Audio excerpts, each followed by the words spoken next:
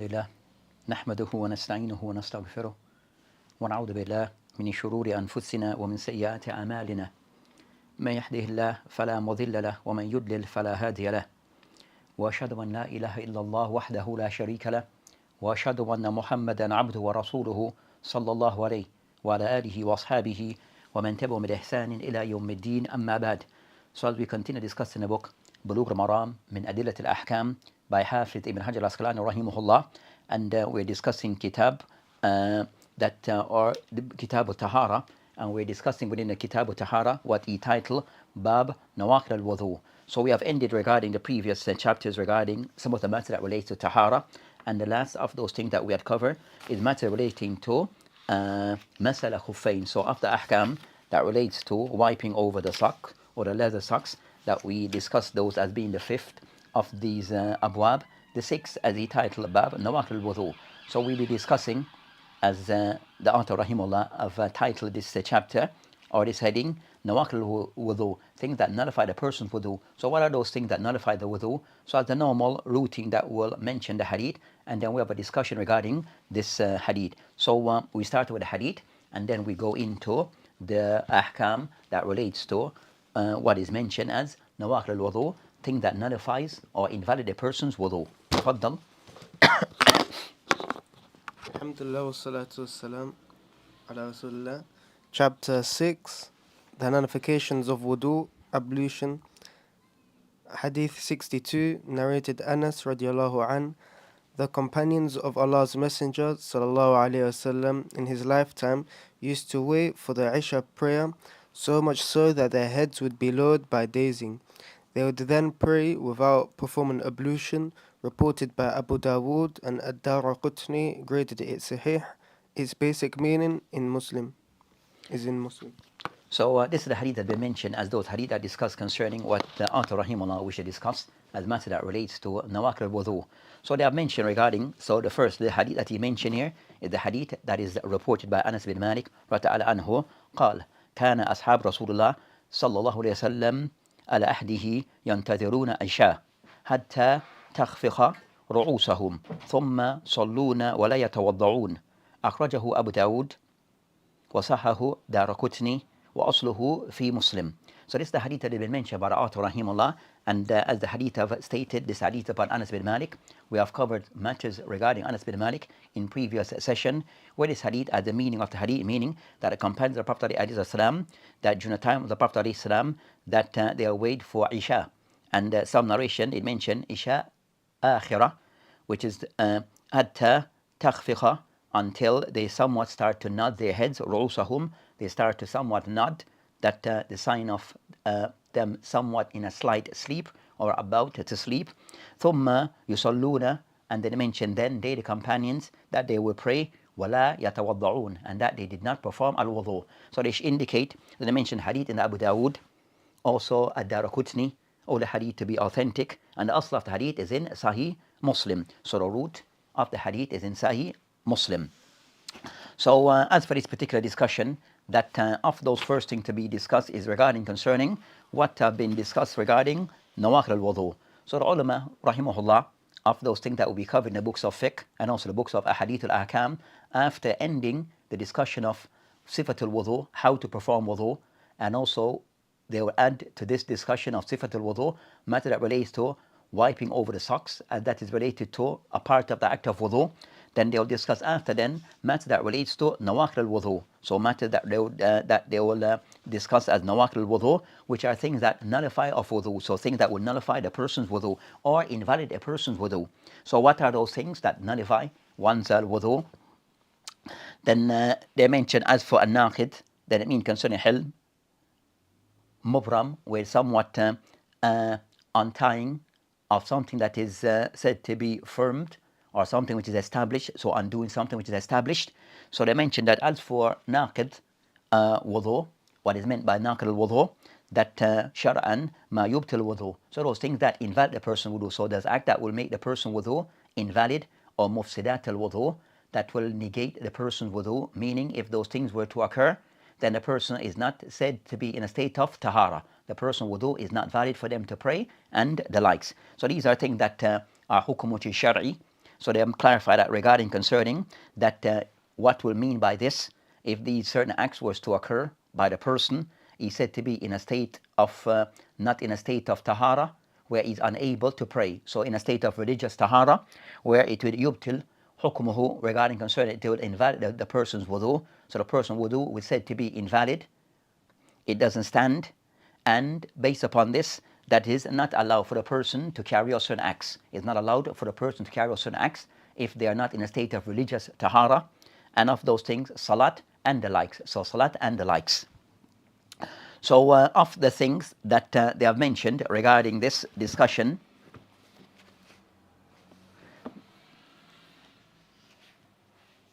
of the matters that are discussed, that of those things to take into account and to be mindful of, that you'll find regarding concerning that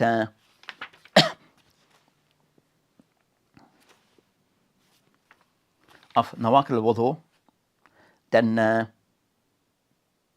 of the ulama, like the ulama of the Shafi'i and this book of Ibn Hajar rahimahullah, that Ibn Hajar rahimahullah, regarding to his madhab al-fiqhiyya, he said to be madhab is upon the madhab of Imam Shafi'i rahimahullah, so he said to be of the Shafi'iyya, Shawafa, regarding concerning the madhab that he follows, and also this book is upon the madhab of the Shafi'iyya. So the hadith that I mentioned is more a hadith that I use as evidence for the ulama of the Shafi'iyya, but what you have found, or what we can find, that most of those have explained Bulugh al-Maram. Most of those ulama are from the Hanabila. So you find many of the ulama of the Hanabila that they have somewhat explained the book of Bulugh al-Maram, and also of the likes of San'ani, who have also explained the book, and San'ani rahimahullah, not of those who are said to be of that follows any of the four madahib, of those who are said to be independent. So you find that not many of the ulama of the Shafi'iyya have actually explained this book, Bulugh al-Maram, except for one of the mashaykh of contemporary time, who somewhat have done an explanation of the book, Bulugh al-Maram, and tried to explain that book according to the ahkam of the ulama of the Shafi'iyya. And that is something of a work of one of the contemporaries, someone of our time. So they mention regarding nawaqil al-wudu, that we find regarding some books of the Shafi'iyya, such as Manhaj al-Talibin by An-Nawawi rahimahullah. So An-Nawawi rahimahullah, one of the ulama who said to be of the ulama of the Shafi'iyya, and also of those who that his views are held of high status in the madhab of the Shafi'iyya. One of the qawlat is said to be a source of reference and a point of reference for the madhab of the Shafi'iyya. He wrote a book which is called Manhaj al-Talibin wa Umdatul Muftin. In this book, he mentioned regarding that instead of using the word nawaqil al-wudu, that An-Nawawi rahimahullah, he used the word asbab. When he discussed this discussion, when he discussed this topic, he titled it Bab Asbab al-Hadath. Bab Asbab al-Hadath. So he can somewhat use the word asbab, reasons for al-Hadath, where the person would nullify his wudu. So the state of religious impurity, you refer to as hadath. So rather than use the word nawaqil al-wudu. And some mention regarding Bab al-Ahdath, and also of those who have mentioned Bab al-Hadath, which is things that nullify the person's wudu. So you have different ways in which the ulama have somewhat of express, or yu'abbir, express what is intended by this chapter, or how they might title this chapter. Many who have said nawaqil al-wudu, but of those who mention as Bab al-Hadath or Bab Ahdath, things that will nullify the person's wudu. With, as we said, that Ibn Hajar rahimahullah, of those who are said to be of the Shafi'iyya, or class of the ulama of the Shafi'iyya, and this book is upon that madhab of the Shafi'iyya, that you find that the ulama of the Shafi'iyya, that they have mentioned regarding nawaqil al-wudu, that they mention four things. So the ulama of the Shafi'iyya, they have somewhat summarized those things that nullifies one wudu as four acts. So they mention regarding khuruj shay min qubul aw dubur, thing that from that anything that is released from the person, that's from the front or from the back. So anything that goes from the person from his private parts at the front or the back nullify wudu. They mention zawal al-aql, the person losing his sanity. Also iltiqa basharati, that a rajul and mara, if a man was to touch a female other than a mahram, according to one of their views. And also the fourth concerning mas al-qubul al-adami, and also bil-batn al-kaf, that also touching the bottom of the anus of a person who's a human being. Then or al-qubul, that the person's front, consider touching of the person's private parts, the front, then also they all to be of those things that nullify wudu. And some add regarding the bottom. So that is the jadid. So of the Shafi'iyya who that there's 4 things that nullify at-tahara. You find the Hanabila who have 8 things. So the Hanabila, they all class 8 things that nullify the person's wudu. So that's concerning that, take that into account. Regarding, as we said, most of those who have given explanation of the book of Bulugh Maram, most are Hanabila. According to the Hanabila method of Dalil al-Talib, that they mention 8 things that nullify wudu.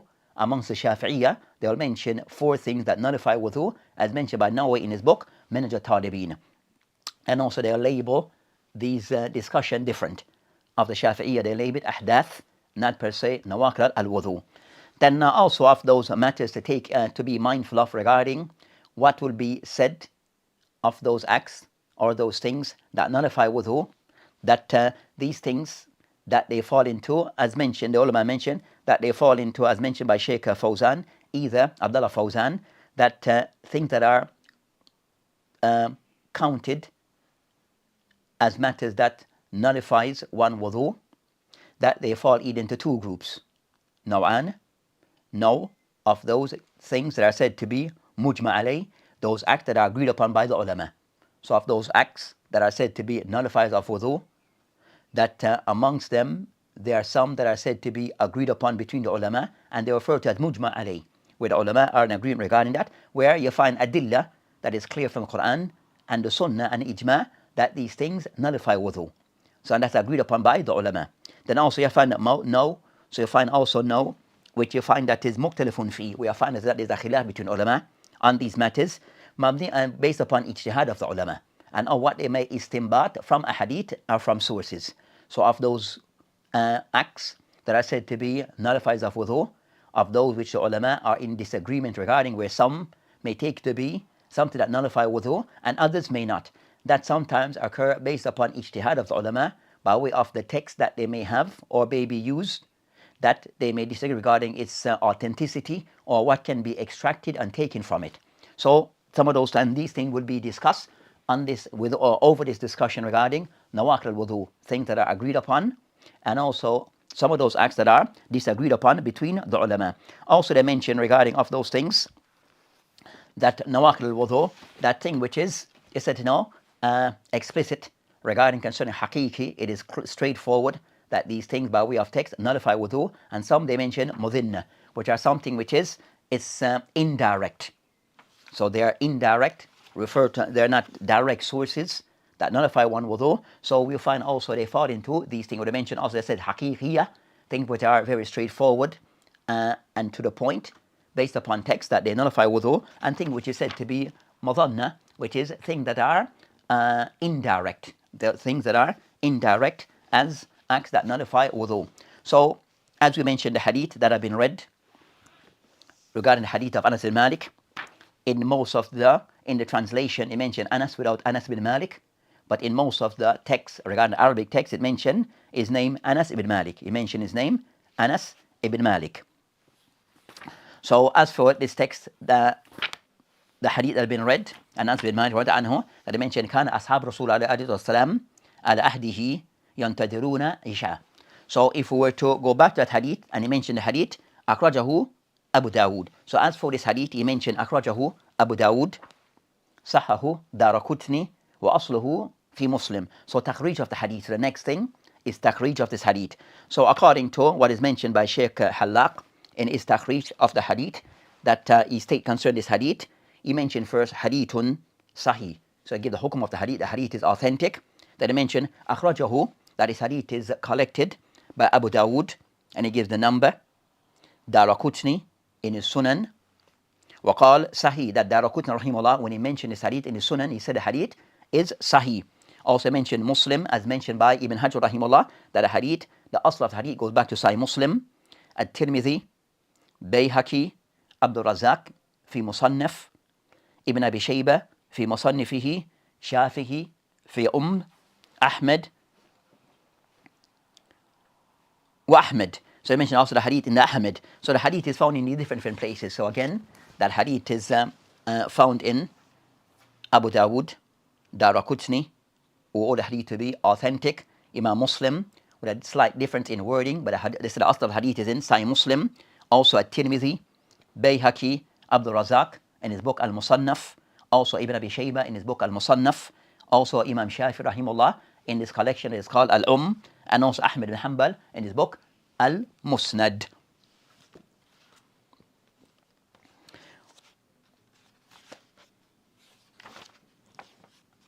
And as I mentioned, the hadith is said to be authentic. This hadith is graded as authentic. Also, you find that they mention regarding that, that a slight caution that they have mentioned, or that something they have mentioned regarding something to pay attention to regarding this particular hadith. That as mentioned by the author, mentioned, Kan ashab Rasulullah alayhi salam ala ahdihi. They mentioned concerning that, that the wording of hadith in the Abu Dawood, it states as follows. So it's not exactly the word that is mentioned here. Is supposed to be the wording of Abu Dawood, even though it's a bit slight different from what is actually mentioned by Abu Dawood rahimahullah in his As-Sunan. So Abu Dawood rahimahullah with the isnad, he mentioned the hadith called an Anas bin Malik rad anhu an Anas قال كان أصحاب رسول الله عليه السلام ينتظرون إشاء آخر. That I mentioned إشاء آخر. So it doesn't mention al ahdihi. So the wording of the hadith in the Abu Dawood, it doesn't mention al ahdihi. It does mention كان أصحاب رسول الله عليه السلام ينتظرون الإشاء الآخرة. So I mentioned حتى تخفق رؤوسهم ثم يصلون ولا يتوضؤون. Then I mentioned that وزاد فيه يعني شعبة and قتادة قال, where Qatada is the one who state the wording على عهد رسول الله عليه الصلاة والسلام. So Al-Qatada is the one who kind of somewhat who stated this part of the sentence. So they mentioned that he state that this hadith goes back to during the time of the Prophet ﷺ. So that's something to be mindful of. So of those who authentic the hadith, that we have Daraqutni, all the hadith to be authentic. Also of those who authentic the hadith, and now rahimahullah, and also the Musannif, and also Ibn Hajar rahimahullah. So Ibn Hajar rahimahullah, that mentioned asluhu of authentic the hadith, and also of contemporaries, we find the likes of Shaykh Albani rahimahullah, also authentic the hadith. Also of our contemporaries that authentic the hadith, that we find Shuaib Arnaout. So Shuaib Arnaout in his tahqiq of Sunnah Abu Dawood also authenticate the hadith. So this concerns this hadith that have been mentioned here, and some of the aqwal of the ulama regarding this particular hadith. So that's concerning a takhrij and the hukum upon the hadith. As for the hadith, they mentioned that in the Sahih Muslim, that the reading of Sahih Muslim rahimahullah hadith mentioned that كان أصحاب رسول عليه السلام ينامون ثم يصلون لا يتوضعون. So that's concerning the meaning of the hadith, the wording of Imam Muslim rahimahullah. كانوا أو كان أصحاب رسول الله عليه السلام, the companions of the Prophet عليه السلام, ينامون, that they would sleep. So they mention ينامون, that they would sleep. ثم يصلون, then they would pray. ولا يتوضعون, and that they would not perform wudu. So that's concerning a slight where they mention the word that the wording of Abu Dawood give the impression and the meaning that they were nu'as, they were somewhat in the state of slight sleep, slumber. They're not per se in full sleep. The meaning of the word of hadith, the wording of Abu Dawood mentioned yanamuna, that they were actually sleeping, So that's concerning those, and also At-Tirmidhi rahimahullah, or the hadith to be, when you mention hadith Hasanun Sahih, At-Tirmidhi rahimahullah, or the hadith to be Hasan as-Sahih.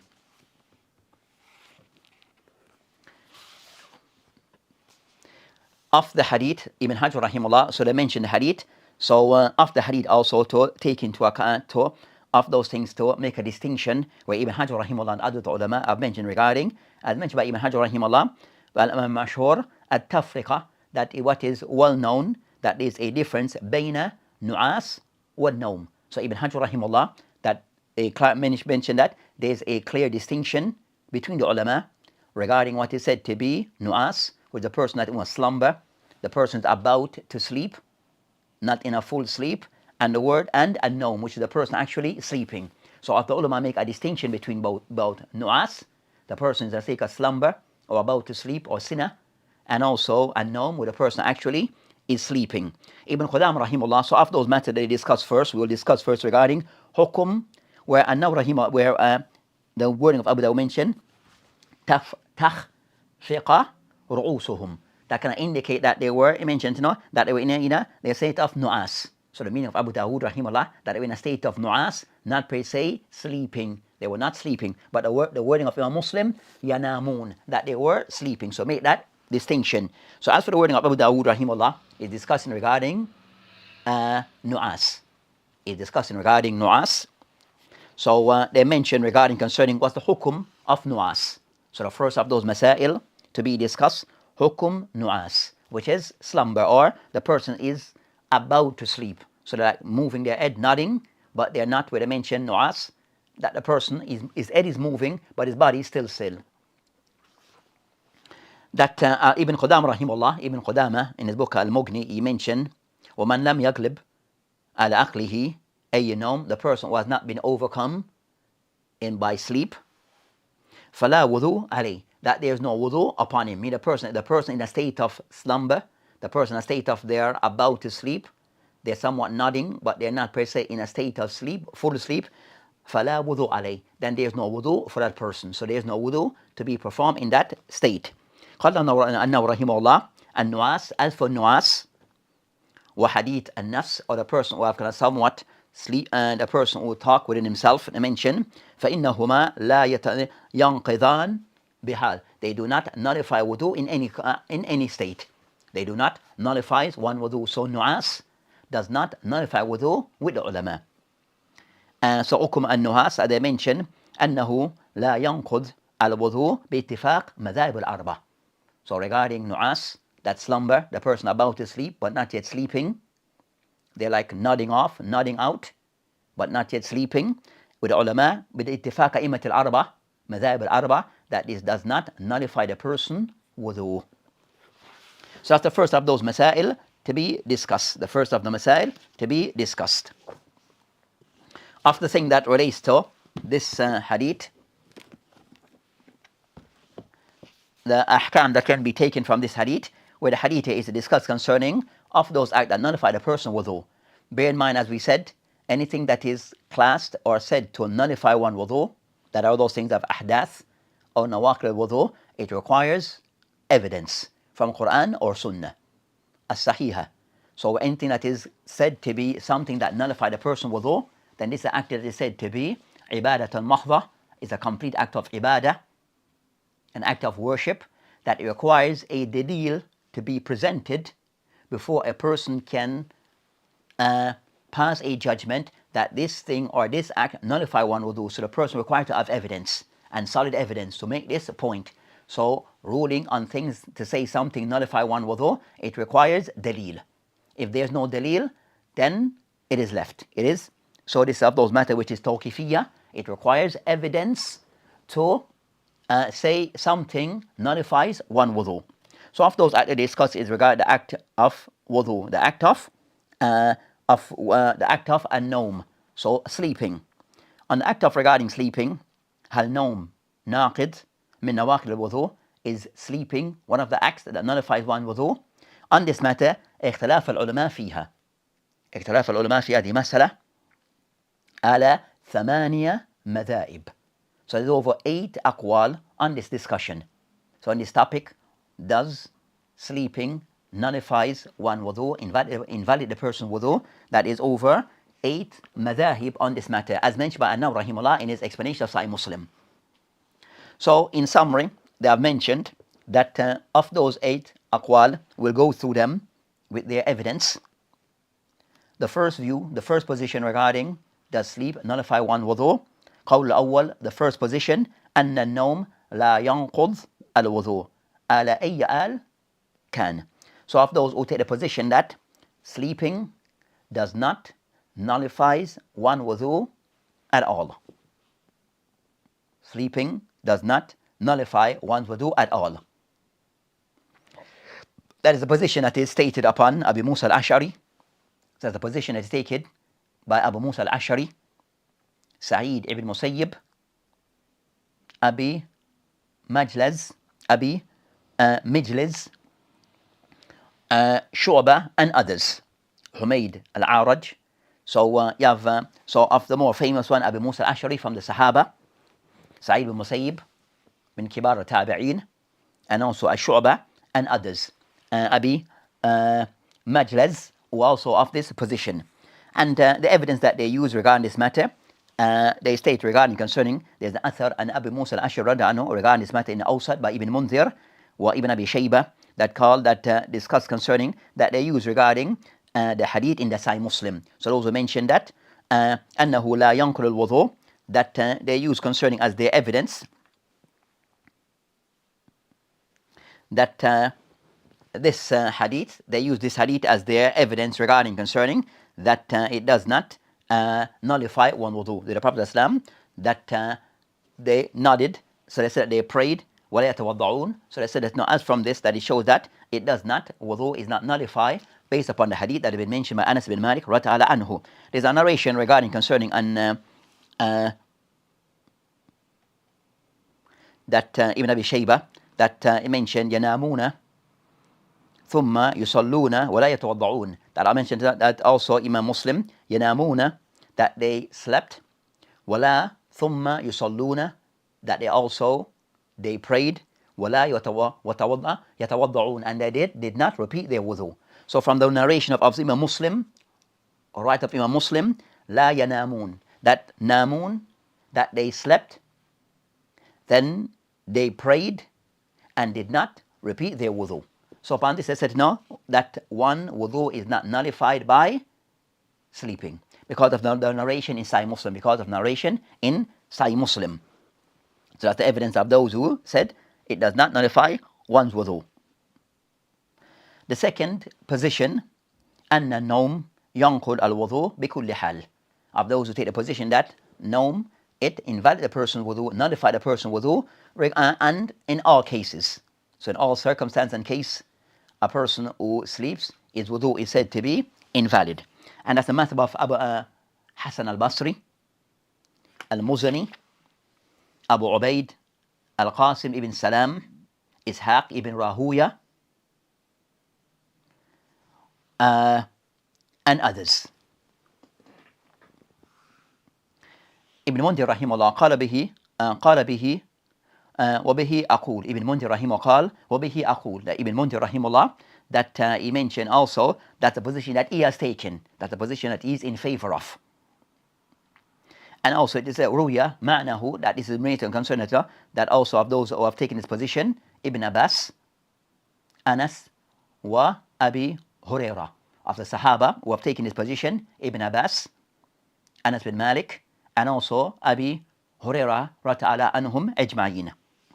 Even I mentioned that the narration, going back to these three Sahaba, regarding that this is their position, that narration that they all daif. And the athar, that goes back to those three Sahaba, regarding this is their position, that those athar are said to be daif. And Ibn Mundir rahimahullah, in his book Al-Awsat, mentioned those three Sahaba, Ibn Abbas, Anas, wa Abi Hurairah, with their isnad, but they are questionable. Though isnad, they are said to be not authentic. And of the evidence that they use regarding concerning that wudu is not that النوم ينقل الوضوء, in all circumstances they mention the hadith of Safwan ibn Asal, as we mentioned before, where he mentioned concerning fi masala khufain, where we discussed that he mentioned illa min gha'it wa bawl wa naum. So he mentioned of those things that a person requires regarding concerning that to remove his socks, that regarding concerning that to wipe over the socks, of those things that require the person that he doesn't need to take off his socks but just wipe over his socks. He mentioned of those things, gha'it, indicating that nullify the person wudu, gha'it, which is the person defecating, wal bawl, urinating, and also wal naum. So they include naum as those things that nullifies one wudu. That of those acts that nullify one wudu, they include with urinating and defecating, akukumullah. Also they mentioned and naum. So based upon that, they mentioned that these things are mentioned together, indicating that all three nullifies one wudu. So in any case and circumstance, the person falls asleep, then his wudu is invalid. Also, they use a hadith, another hadith regarding this matter, that they mention إذا استيقظ أحدكم من نومه. That if any of you, the hadith, the Prophet ﷺ mentioned, إذا استيقظ أحدكم, if any of you was to awake from his sleep, فيغسل يده قبل أن يدخلها في وضوءه. That a person, that if any of you was to wake from his sleep, then he should wash his hand. And I mentioned that regarding concerning that wash his hand before he place it, wash his hand separate before he place it into, before making wudu. That I mentioned, فَإِنَّهُ لَا يَدْرِ أَيْنَ بَاتَ يَدُهُ. He doesn't know where his hand was placed, or his hands slept while he doesn't know where his hands were placed. So I mentioned, based upon this, that I mentioned, إِذَا إِسْتَيْقَظَ أَحَدُكُمْ مِنْ نَوْمِهِ. So I mentioned concerning Nawm, and the person going through the process of preparing himself by making of wudu. So I indicate that the person that Nawm nullifies one wudu. That Nawm nullifies one wudu. So that's concerning the second opinion. The third opinion regarding Nawm, sleeping, does nullify one wudu, where they mentioned that, the ulama mentioned that, kathira Nawm, that they put Nawm into two categories. Nawm kathir, or kathir Nawm, that if the person was to sleep for a long time, then this nullifies one wudu in all cases. وقليل النوم, يعني قليل النوم, or short sleeping for a short time, لا ينقل الوضوء بحال, that it does not nullify the personal wudu. So of those who make that distinction regarding Nawm, sleep, they see Nawm that a lengthy sleep, long sleep, that is nullifies one wudu, but short sleep or naps, we might call that it does not nullify the person wudu. So if the person was to have a nap, a short brief sleep, this does not nullify his wudu, but he sleep for a long time, a longer time, then this will nullify his wudu. So those who make that distinction between Nawm of two types. Then of those who are of this view regarding short and longer sleep, that Madhab of Az-Zuhri, Rabi'ah, Awzahi, Imam Malik, Ahmed, rahimahullah, في إحدى روايتين عنه, for one of the narration of Imam Ahmed. So don't make a distinction between Nawm, that is a long sleep, or a short, that is referred to as a nap. And they kind of somewhat try to bring between all the evidence before that, regarding trying to use all the evidence regarding that, some of the evidence in relation to short sleep and those in relation to long sleep. So the one that reckons together that nullify one wudu, because of it was a lengthy Nawm, and the one that does not, it because was a short one, as they mentioned that they were waiting for a Salatul Isha. They were waiting for Salatul Isha.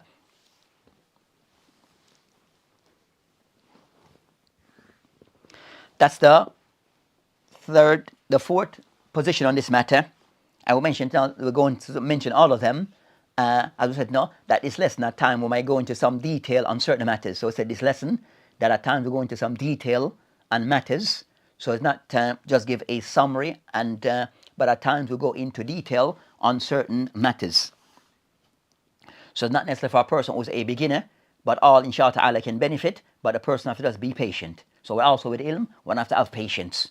Regarding concerning the amount of information at times can be detailed, but for the person to have patience regarding that, the more the person listen and pay attention and take notes, then they become familiar with the terminologies and also the method of how things are taught, and also the different aqwal that I mentioned. So the person in studying of knowledge, for the person who's a beginner, things might sound somewhat over the top. That's a bit too much information. Be patient. Ilm, it takes time. So those things that you initially may not understand fully, after a while you start to grasp, then you can revise those things that you initially did not understand, but not to say it is too much. That's from the shaitan at times. But for the person to have a sabr, patience in seeking of ilm. As mentioned by Yahya ibn Kathir rahimahullah, لا ينال العلم براية الجسد. A person does not achieve knowledge by the person kind of somewhat being, he said that a person taking things easy. So taking knowledge does not come with the person that's relaxing and taking things easy. Then knowledge will not come. It requires juhud wa sabr. So they mentioned regarding concern the fourth of those aqwal, أنه إذا كان نوم على هيئة من هيئات المصلي كالركوع راكع أو ساجد أو قائم أو قائد لا ينقل وضوءه. They mention regarding concerning in this matter now they look at regarding that they hold if the person is in a sleeping in a manner or in a position that of a person in salat, of one of the position of salat. So the person wants to be sleeping but is in a ruku position, or sajid, or the person qa'im, standing, or the person is qa'id, is sitting, then it does not nullify his wudu. So the person is one of the position of salat, which would be either standing in ruku or sajid or qa'id, one of those four positions. It does not nullify the person's wudu. If he's in one of the position of salat, he's sleeping, but in one of the position of salat, then a person wudu is not said to be invalid. Whether the person is in salat or outside salah. So whether the person is in salah or outside of salat, so the person that in ruku or the person in sujood and kind of somewhat doze off is sleeping, his wudu is still intact according to this position. So whether he's in salat or he's outside salat, he's just sitting up in one of the position of salat, sitting or standing up, then his wudu is still intact according to this view.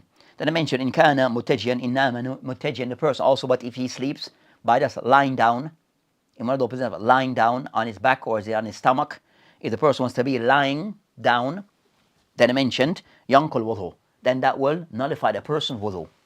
So according to that's the madhab that is taken by some of the ulama. They mention هذا madhab Abi Hanifa wa Dawood wa qawl li Shafi gharib. So they mention that of those who take this position, who make a distinction regarding the position in which the person is in while sleeping, if he's in a position of any of the position of salat, whether then his wudu is not invalid. The fact that he's sleeping in one of the position and taking one of the position of salat, whether he's in salat or outside salat, his wudu is still intact. But if he's doing so by a position that is not of the position of salat, like he's lying on his back, or lying on his side, or he's lying on his stomach, then I mentioned no, lying like this, then this is not one a position of salat. So personal wudu is invalid in that case. Of those who take this position, Imam Abu Hanifa rahimahullah. And also is the view of Abu Dawood al-Zahiri, and also they mention وَهُوَ قَوْلْ لِشَافِي غَرِيب, and also on the position of Imam Shafi, which is somewhat on the strange view of Shafi. So it's not the odd, strange view of Imam Shafi rahimahullah. The evidence for this, they mention the hadith where the Prophet in this hadith that's stated إِنَّمَا الْوُضُوء عَلَى مَنْ نَامَ مُتَّجِعًا. So the hadith of the Prophet is supposed to be the meaning of the hadith, إِنَّمَا وُضُوء, surely wudu, ala man nam, for the one who sleeps, muttaji'an, who sleeps lying. So I said, no, this is the hadith that they use as lakin hadithun da'if. The hadith is da'if, and also this hadith will be covered later in more details. So this is the evidence that they use to say, sleeping in this position, then it nullifies the person's wudu, but sleeping in the positions of salat does not. They make that distinction, but the evidence that they use is somewhat daif. That mention in the mal wudu, that indeed wudu, the person to perform his wudu, if he was to sleep in a lying position. The fifth position of this, أنه لا ينقل الوضوء إلا نوم راكع وساجد, that it does not, the person wudu is considered to be invalid if he was to sleep in a ruku position or sujood position, and that's the position taken by Ahmad bin Hanbal. So one of the views of Ahmad bin Hanbal, if the person was to sleep, but he's sleeping in ruku or sujood, then his wudu is invalid. So this kind of somewhat different, opposite the view before. Which is, so the person wants to be in a position of wudu, which is ruku or sujood, then and to sleep in that position, wudu is invalid. The sixth position of this, regarding this matter, then is أنه لا ينقض الوضوء لا ينقض إلا نوم ساجد, that they mentioned the person wudu is considered to be invalid if he was to sleep sajid, sleeping in the position of sujood, So if he's in the sujood, prostration position, then his wudu is invalid. Also, if you take him by Ahmed rahimahullah. So another position taken by Ahmed ibn Hanbal rahimahullah. And the seventh of this position is أنه لا ينقل الوضوء أن لا ينقل النوم في الصلاة في كل حال. أنه لا ينقض النوم في الصلاة في كل حال وينقض خارج الصلاة. That the person wudu, if while in salat, then sleeping does not nullify the person's wudu. So if the person was to sleep while he's in salah, that does not nullify his wudu. But yankul kharij salat. But if he were to do so outside salat, he was to sleep outside salat, he's not in salat while he's sleeping, then this nullify his wudu. So they see it as they made a distinguishing feature. If you're in salah and you were to fall asleep, then your wudu is still valid. If you were to sleep outside of salat, your wudu is invalid. Or qawl da'if li Shafi. They mention the qawl which is weak, that goes back to Imam Shafi rahimahullah. And the final of those qawl, they mention أنه إذا كان جالسا ممكنا مقعدة في الأرض لم ينقض. That if the person was to sleep jalisan, and he's in a jalis position, he's sitting position, and he's firmly to the ground, lam yonqud, it does not nullify his wudu. So the person is on the ground, affixed to the ground, then this does not nullify his wudu. And they use concerning that the hadith regarding concerning that in this case the companion were yantadurun lis-salah, that they were waiting for salah. So they're waiting for salat, like in a sitting position, waiting for salat. So they mentioned that if the person is there waiting for salat on the ground, waiting, and is sitting, then this doesn't nullify the person wudu illa on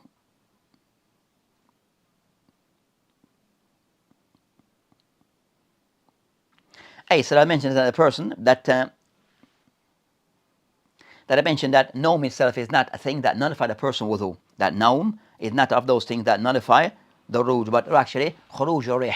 So the thing that a person may be sleeping, but the thing that nullify the wudu is to guarantee, is to affirm that the person passed wind. So naum itself does not nullify wudu, but is the passing of wind that nullify the person's wudu.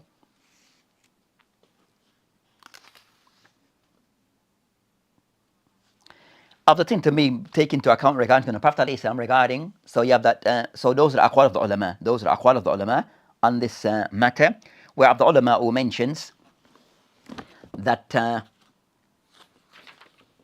naum itself does not nullify the person wudu, but actually the person, if the person is sleeping, then the person might pass wind and is unaware.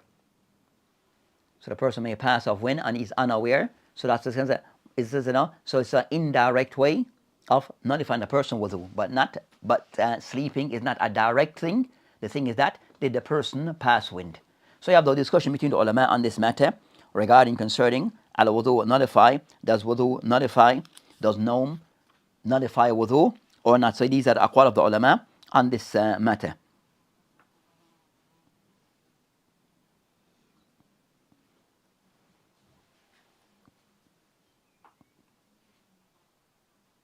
So said now of safer a position for the person if he sleeps, and I already mentioned a person in a deep sleep, then a person should perform al-wudu.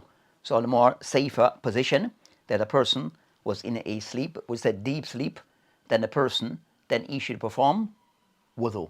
As I'm considered today to be invalid, as the person most likely may pass off wind and is unaware, so the person, then he should renew his wudu. In that case, renew his wudu, but the person is somewhat in a state of slumber, then that is, the person does not need to renew his wudu. I would say nu'as. So a case of nu'as doesn't require the person to renew his wudu.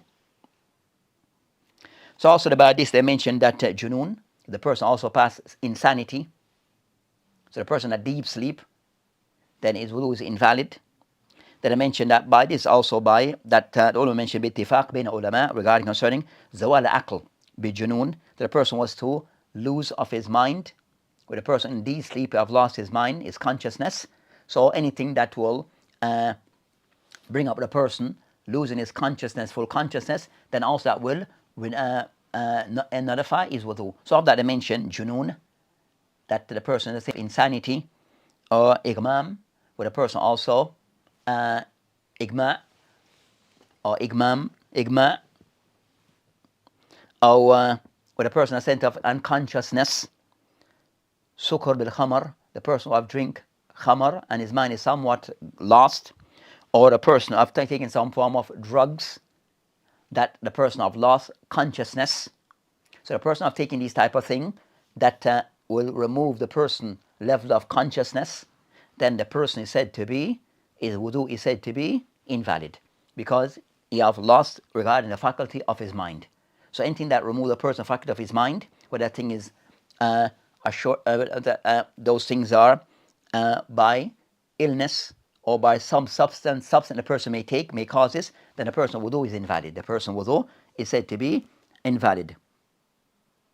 As mentioned by Ibn Muntir rahimullah, قال أجمعوا يعني العلماء على إيجاب طهارة, that is agreed upon between the ulama regarding that ijab is compulsory regarding tahara, على من زال عقله, that for the person who have lost his mind بجنون, by junoon, or igma, then the person have lost his mind by these things, then it's agreed upon by the ulama that a person should renew his tahara, renew his wudu. So as we said, so the person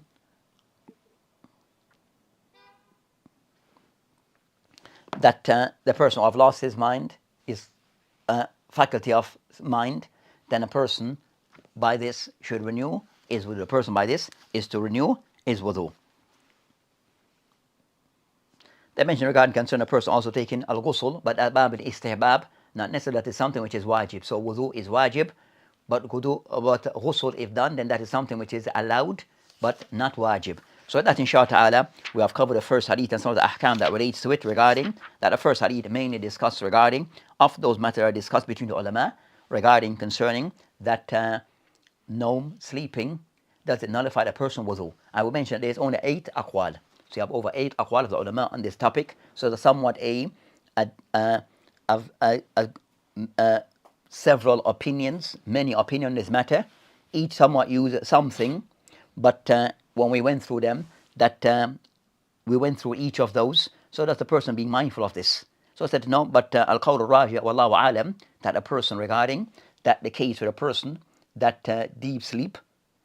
So if it's the case the person in deep sleep, then a person have lost his mind. So deep sleep, the person we have lost his faculty of intellect, then a person required to perform al-wudu. If the person still somewhat is not in deep sleep, then a person wudu is still intact. But we said still that a person is napping, or a quick nap, or the person, those cases to be where the person not fully in sleep, that's concerning where the person wudu is still intact. The person perform wudu, then labas min bab al-istihbab, it is okay to do so. So that inshallah ta'ala, this is a discussion regarding these hadith. Of the things that ulama also discussed regarding the Prophet ﷺ, regarding for the Prophet ﷺ, regarding of those things that is particular to him, as mentioned by now rahimullah, regarding concerning the Prophet ﷺ, that of those things specific to him of his khasa'is, that for him sleep does not nullify his wudu at all.